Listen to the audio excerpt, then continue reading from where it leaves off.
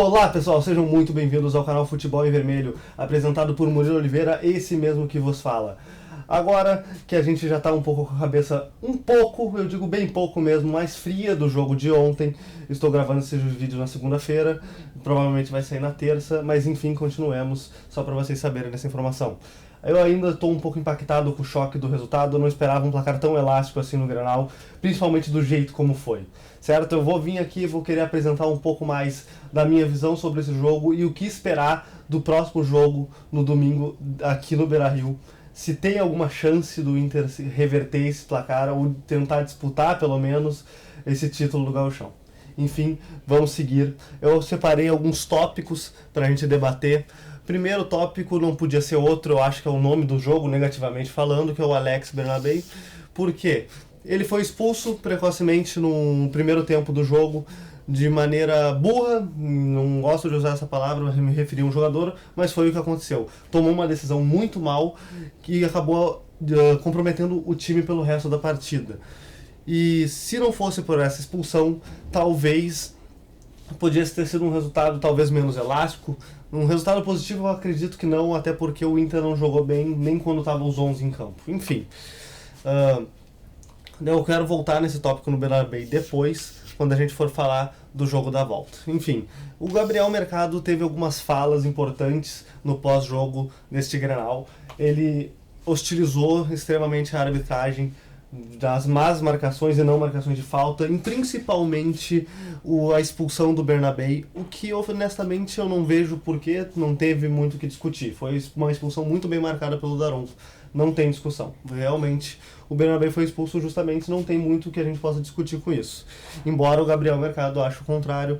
Ele também reclama muito da relação do Arthur e do Borré, que o Arthur teve um cotovelaço no início do jogo, que numa disputa de bola o Arthur foi com o cotovelo um pouco mais levantado, acabou pegando no rosto do Borré.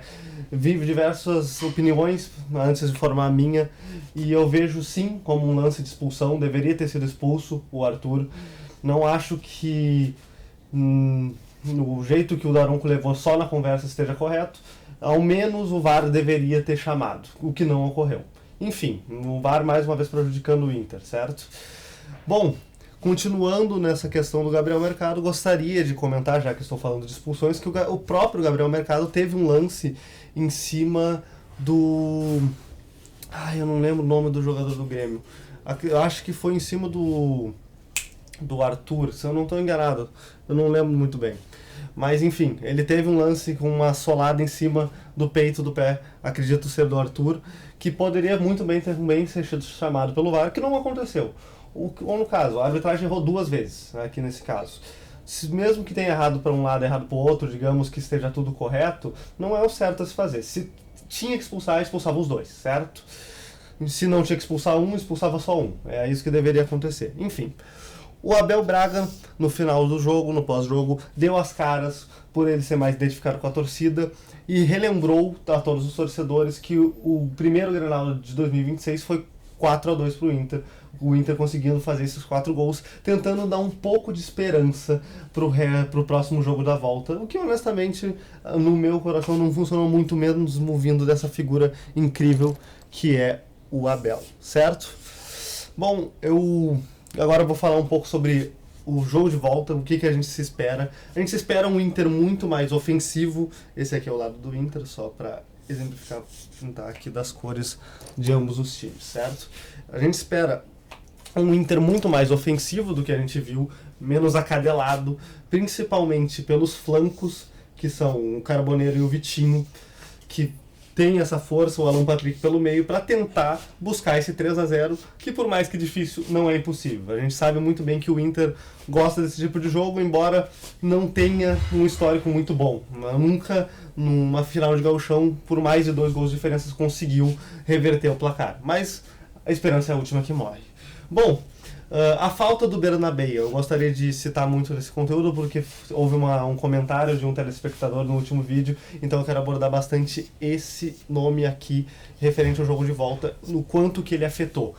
Bom, obviamente, como ele foi expulso, ele não vai participar da segunda partida, provavelmente acredito que ou vai ser o lateral esquerdo que foi contratado, ou o que eu estou botando fé é o Vitor Gabriel, que vai jogar por aquele flanco para garantir uma defesa e talvez um pouco de criação com um pouco dessa capacidade do Vitor Gabriel. Mas enfim, a pauta principal é: o Bernabéu prejudica ou não a falta dele?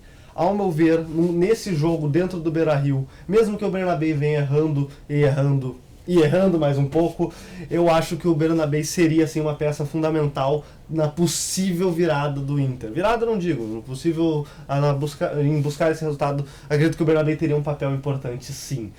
Principalmente pela capacidade dele do meio para frente. Claro, ele compromete muito, como vem sendo. Ele tem algumas tomadas de decisões bem questionáveis, mas ainda assim, para mim é o lateral esquerdo titular do Inter, muito por falta de opção, mas acredito que vai fazer falta, principalmente por já estar habituado, já estar entrosado com toda essa região do campo, com os jogadores em si. Fazer uma substituição assim com uma semana de treinamento vai ser algo que o Inter vai precisar se adaptar e talvez não se adapte tão bem. Como a gente pôde ver no último jogo, o Inter também já não está tão bem encaixado quanto a gente imaginava. Inclusive esse jogo esclareceu muitos pontos fracos do Inter, que daqui a pouco eu dou uma citada, embora não seja o foco desse vídeo. Enfim, para buscar esse resultado aqui, o Inter vai precisar de falhas do Grêmio. Se o Grêmio fizer o que fez nesse primeiro jogo, a gente não busca os 3 gols. Luiz Castro foi muito inteligente, ele leu muito bem o jogo e agora ele tem a vantagem porque sabe como o Inter vai jogar. O Inter vai ir para ganhar, vai ir para fazer gol, porque precisa dos gols. E Luiz Castro provavelmente vai fazer alguma formação defensiva, focando mais em velocidade com o Amuso, como foi esse jogo, embora não tenha sido foco, foi o que aconteceu. Então, provavelmente o Grêmio vai jogar com as linhas mais baixas, esperando uma saída de bola para contra-atacar com o Amuso e o Carlos Vinícius, certo? Provavelmente esse vai ser o estilo de jogo do Grêmio. O Luiz Castro sabe da vantagem que tem, é um técnico muito inteligente, experiente, então ele não vai desperdiçar e não vai ir às ganhas contra o Inter, até porque não precisa, né? E se expor assim seria desnecessário e perigoso para o Grêmio. Ele vai segurar, até porque a vantagem é larga, certo? Bom, a análise hoje vai ser mais curta, até porque não há muito o que falar.